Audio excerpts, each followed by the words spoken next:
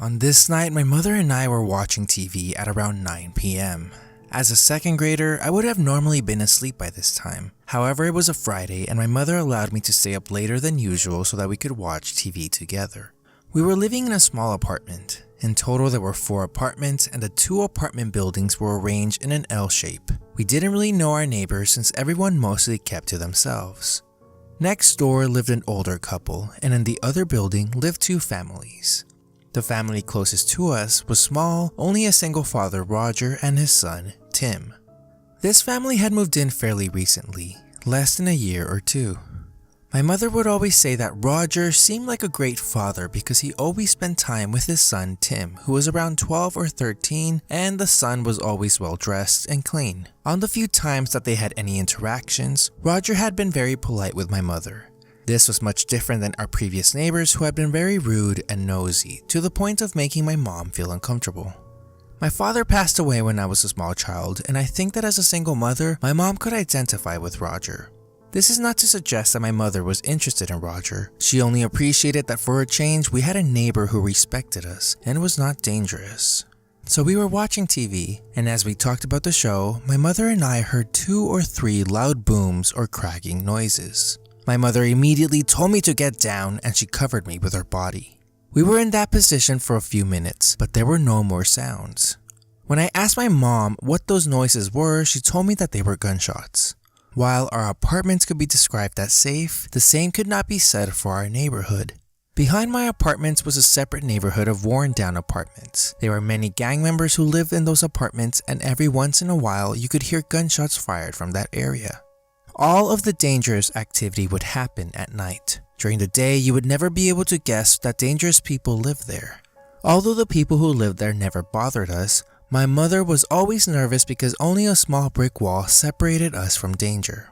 As a single mother, struggling to provide for her family, we didn't really have an option to live anywhere else. My mother peered out the window to see if she could see anything outside. This was pointless since the brick wall blocked the other apartments from her view. She put me in my room and told me to sleep, and went back to looking out the window. Although she couldn't see or hear anything, my mother thought about calling the police. However, she wasn't sure what she would say. In the past, she had called about a similar event only to be scolded by the police for wasting their time.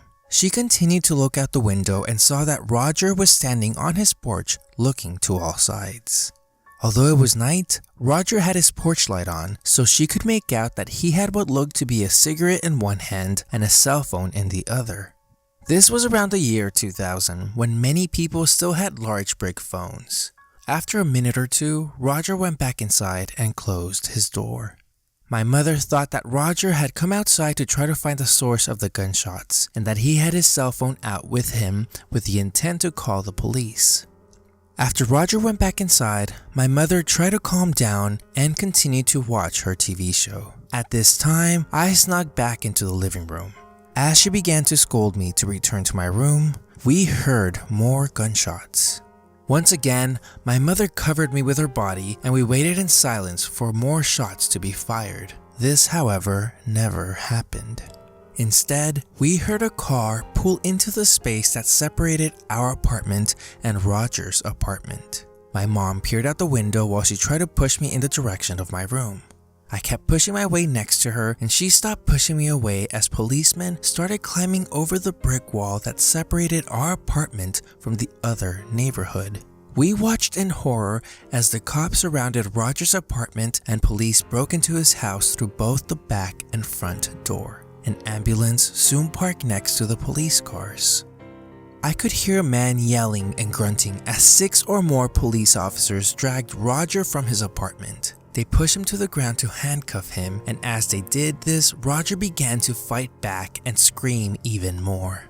Even though he was lying on his stomach, the police officers were having trouble keeping him down. After what seemed like several minutes, they subdued him. I looked back at Roger's apartment, and the paramedics were running alongside a stretcher as they pushed a woman into the back of the ambulance. 2 more officers walked out of the apartment. Tim, Roger's son, was walking between them and was crying and shaking. I will never forget the sight of Tim. He looked so small and so vulnerable, even though I always thought that he was big since he was so much older than me. The fact that he was shirtless, shoeless, with a towel draped across his shoulders increased how vulnerable he looked. It turns out that Roger had invited his girlfriend over that night. They were both drinking and using drugs. At one point they got into an argument and Roger took out his gun and shot her. After shooting her the first time, Roger walked outside. That was when my mom saw him standing on his porch. When he went back inside, he shot his girlfriend a few more times. Tim was inside the apartment when all of this happened. I am not sure if he saw it happen, but Tim was the one who called 911. Roger's girlfriend died on her way to the hospital, which was only around the corner from where we lived. My mom and our neighbors were asked to testify in court against Roger. However, Roger pleaded guilty and my mom did not have to testify in court. I never saw Tim after that night, but wherever he is, I really do hope that he was able to recover from that horrible experience.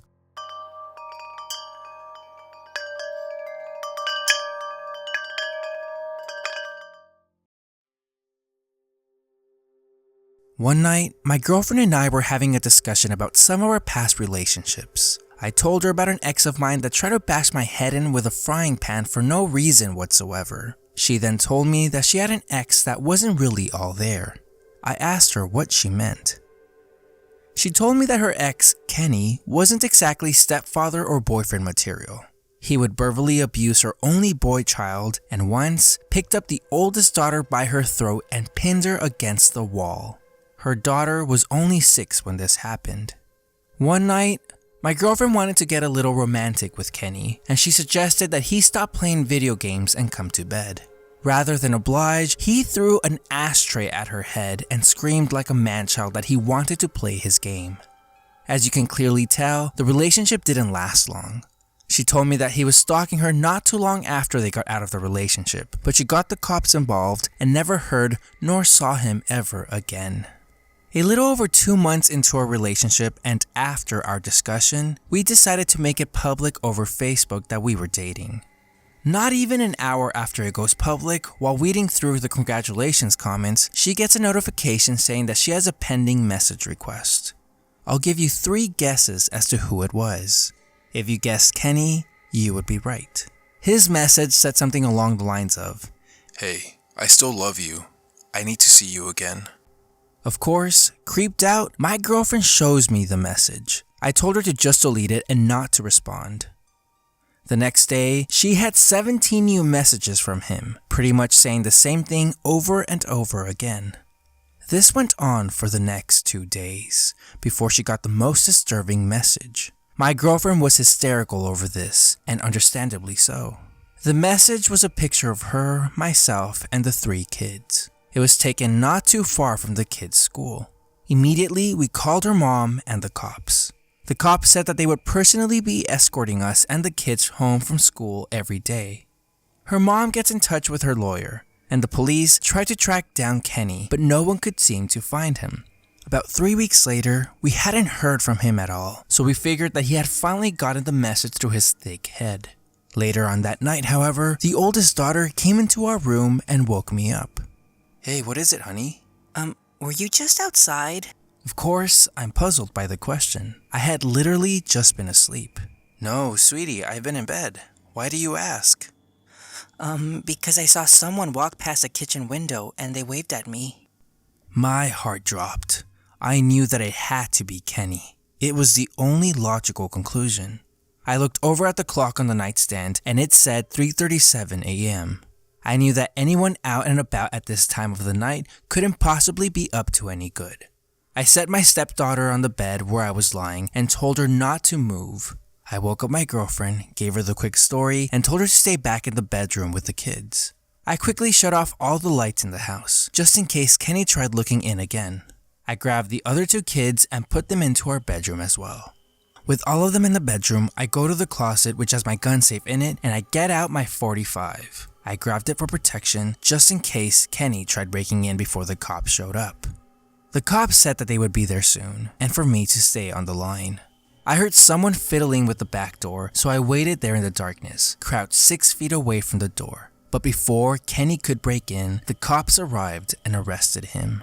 They found a large knife on him, as well as some rope and duct tape. They asked my girlfriend to make a positive ID, and sure enough, the man was Kenny.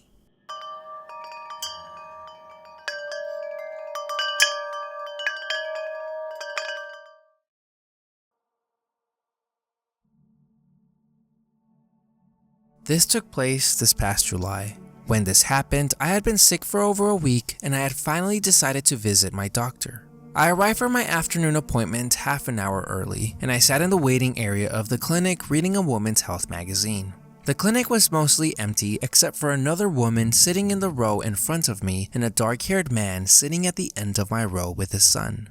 The magazine I was reading was not very interesting, so for most of my wait, I looked around the room and at the television that was hanging from the right corner across from me. The kid at the end of my row caught my attention because he was attempting to play with a yo-yo. I hadn't seen a yo-yo in a long time, and the look on the kid's face was hilarious.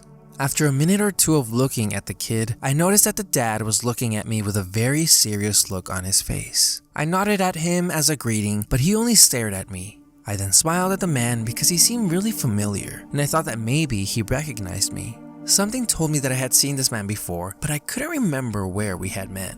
The man continued to stare, and although it was unnerving, I tried to justify his reaction to myself by acknowledging that I had been staring at his child and maybe he thought it was creepy. To make it clear that I had no bad intentions, I decided not to look at his son anymore. However, I did look up a few times after this because I could feel the man's stare fixed on me. He never looked away when I looked up at him, and on the last time that I looked at him, he gave me an intense smile that freaked me out. It's hard to describe his smile, but it seemed predatory and sexual. Before I could really react, a nurse stepped into the waiting area and called for Eliza. I stood up and walked towards the nurse, fully aware that the man now knew my name. The doctor saw me and told me that I had a fever and prescribed me some medicine, but his best advice was that I rest. It was a Thursday afternoon, so I planned on calling in sick to work on Friday and Saturday. As I walked towards the waiting area to get to the exit, I remembered the creepy man from before. To my relief, the man and his son were no longer there. When I got to my car, I realized that my keys were not in my purse. I searched my pockets and rechecked my purse, but the keys weren't there. As I turned back to walk to the clinic, I saw the man and his son step out of the building, and the man was looking straight at me and my car. I ignored them as I walked past them to the door, but I could feel his eyes on me as I walked into the building. When I got inside, I went straight to where I had been sitting and I checked the area for my keys. I found them under the magazine I had been reading and I returned to my car. The man and his son were gone.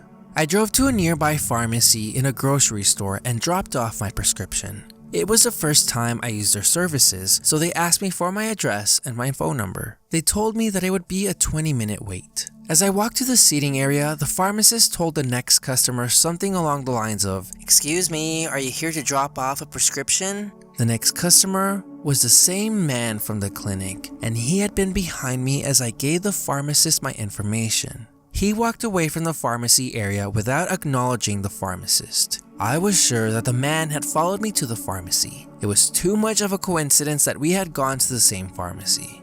I had chosen this pharmacy because it was close to my apartment, but there were several other pharmacies in the immediate area of the clinic. More importantly, the man now knew my name, my address, and phone number. As I drove home from the pharmacy, I kept looking in the rearview mirror to see if a car was following me. I was so distracted by my thoughts of a potential stalker that I almost hit a man who was crossing the street. I apologized several times as the man flipped me off and continued crossing the street. When I got home, I locked my front door and checked that all of my windows were locked. I went straight to my bed, connected my phone to its charger, and fell asleep. I woke up a few hours later, close to midnight, and when I checked my phone for the first time, I saw that I had several missed calls and 3 voicemail messages. I didn't recognize the number, but I immediately thought about the creepy man I had encountered several times that day. My heart pounded as I called my voicemail to listen to the messages. "I'm in love with you. I hope you feel the same way. Please call me. I hope you're okay. I need to talk to you. We should see each other again. Why won't you answer me? Do you need me to go to your place? I want to see you again. I love you. The messages were short, but each message became more intense. I sat in silence as I played the messages again and again. I'm not sure how long I sat on my bed, looking at my phone, but my trance was broken when my phone rang again. It was the same number. Hello? I thought you were never going to answer. I'm calling the police, so stay away from me. If you try anything, I will make sure that they put you in jail. I hung up and called the police and asked about filing a report. The police who answered the phone asked if it was an emergency, to which I reluctantly said no. He firmly recommended that I file the report online because they were really busy. Before I could say anything else, he ended our call by saying that if there was an emergency, I could call 911. I had expected to feel safer after my phone call with the police, but instead, I felt more vulnerable than before. The next morning, I woke up and checked my apartment to make sure that no one had broken into my apartment the night before. Everything seemed fine, so I started getting ready for work. I was still sick, but I didn't feel safe being home alone, so I decided not to call in sick for work. Before leaving my apartment, I peeked through my front window to make sure that no one was waiting outside my front door. No one was there, and as I walked downstairs towards my car, I saw something red on my car's windshield. I knew then that something was wrong. When I got to the car, I saw that there were 5 red roses on my windshield. Attached to the flowers was a note that said, "I know you feel it too." I looked around to see if I could see the creep from the day before, but I recognized all of the cars in the parking lot, so I knew he wasn't there. This seemed to be escalating quickly, so I decided to take the flowers to the police department. Maybe I was being ridiculous and overreacting, but I wanted to be safe and I didn't care if I seemed foolish. As I was getting into my car, the man called again. Did you like the flowers? He said when I picked up, "Leave me alone!" I hung up and he called again. Each time I ignored his call, he called again and again. What was wrong with this man? We had never even spoken to each other until I threatened him with calling the police. I knew he had some family because I had seen him with his son the day before. It occurred to me then that I didn't actually know if it was a man from the clinic. Maybe it was someone else. No. Something told me that it was him. I was driving away from my parking lot, following my phone's directions to the police station. I had been driving for several minutes when I looked at my rearview mirror and realized that the car driving behind me was accelerating. A few seconds later and the car rear-ended me.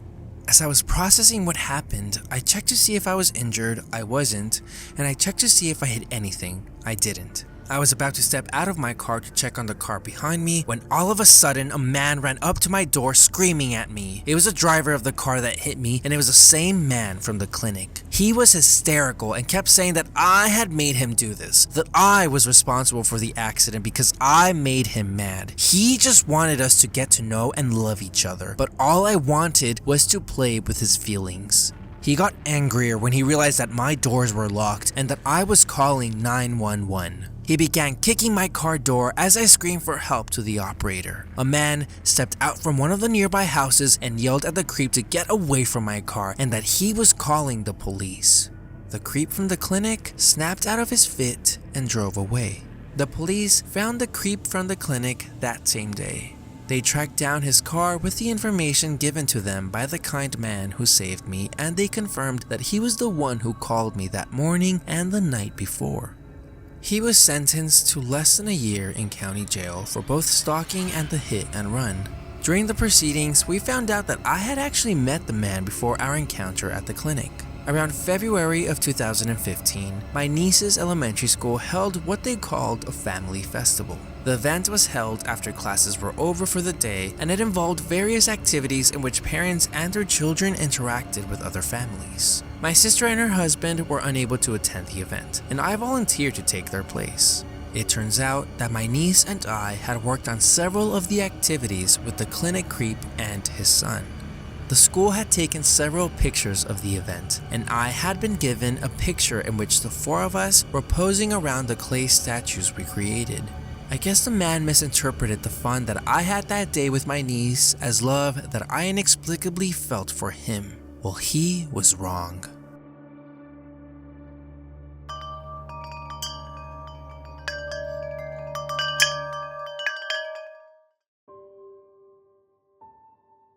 About a year ago, I moved into my current home in the outskirts of town.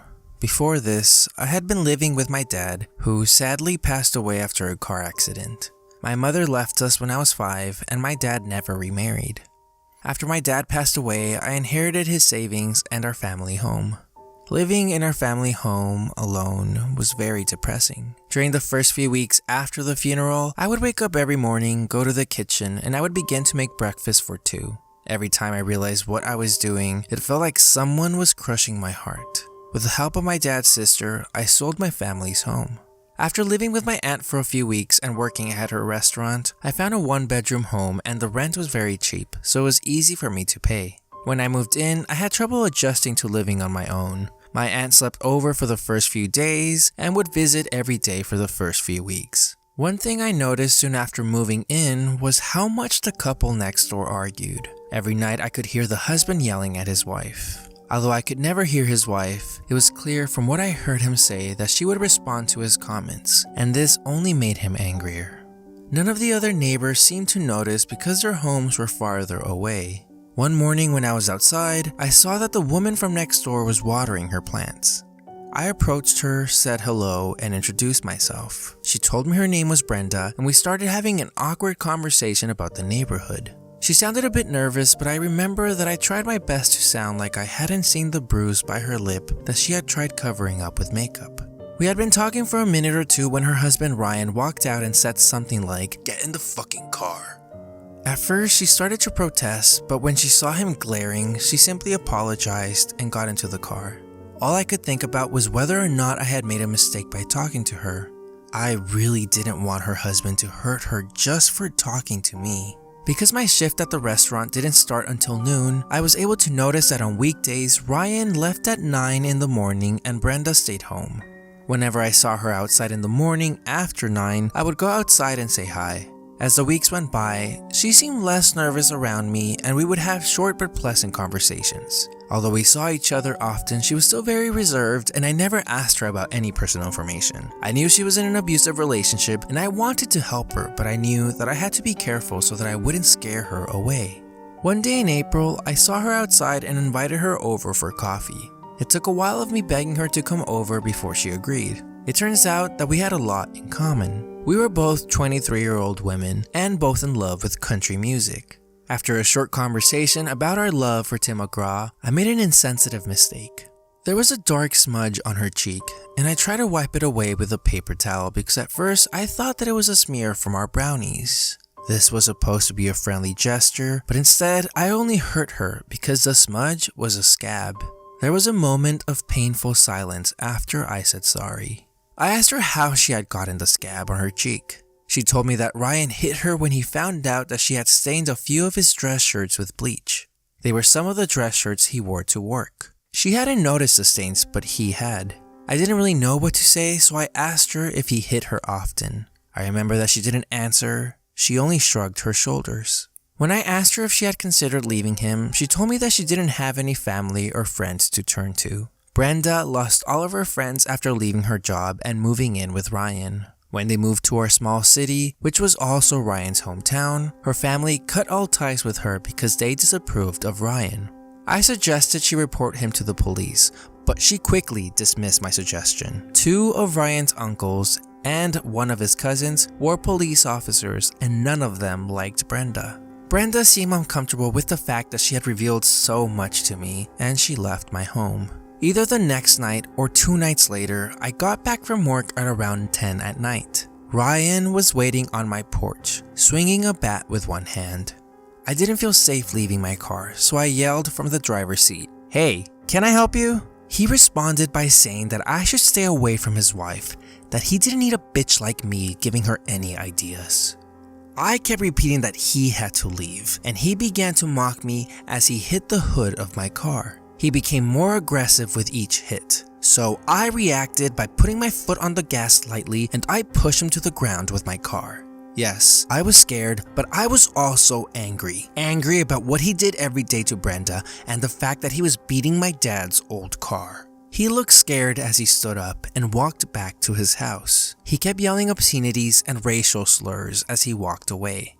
I may have acted like an angry black woman, but he was an abusive pig and a coward. When I got inside, I hesitated before calling the police. What if the officers related to Ryan got involved? Would they really dismiss a report simply because it involved a family member?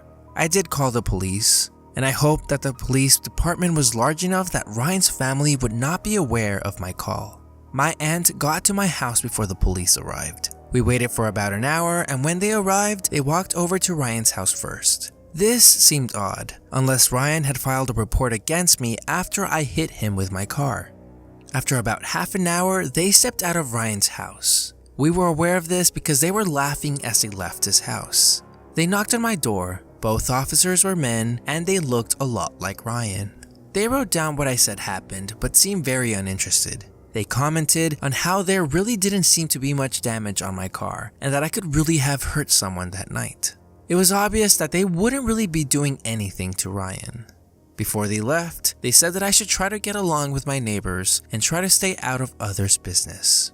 Later that night, my aunt and I could hear yelling coming from Brenda and Ryan's house. Things were being smashed, and for the first time, I could hear Brenda's scared voice. Since I had moved in, I had never heard Brenda's voice during one of Ryan's violent episodes. Their house became silent for a little while, but that silence was broken when we heard Brenda scream. In her scream, we could hear a combination of fear and pain. My aunt immediately called the police, however the police left as quickly as they arrived. We called the police again, and they informed us that officers had already checked on Brenda and that all other officers were busy with other cases. After that night, I never heard Brenda or Ryan argue again. I would see Ryan leave for work, but Brenda never walked outside. I would knock on their house after Ryan left for work, but Brenda never answered. I did this for over a week. When I called the police to see if they could check on Brenda, I was told that they would go to their home and that they would call me back. But I never got a call back from the police. I guess they assumed that I was just a nosy neighbor. Less than 3 weeks later, I saw Brian loading things into a car, and soon after, a for rent sign was tied to the mailbox. I honestly don't know what happened to Brenda. I don't know if she's still alive or if she died that night when I heard her scream. Whenever I try to find Brenda on Facebook or online, I have had no luck. The same goes for my attempts to find Ryan, and it seems like my aunt and I are the only ones who wonder what happened to Brenda. Brenda, if you're out there, I really hope that you're okay.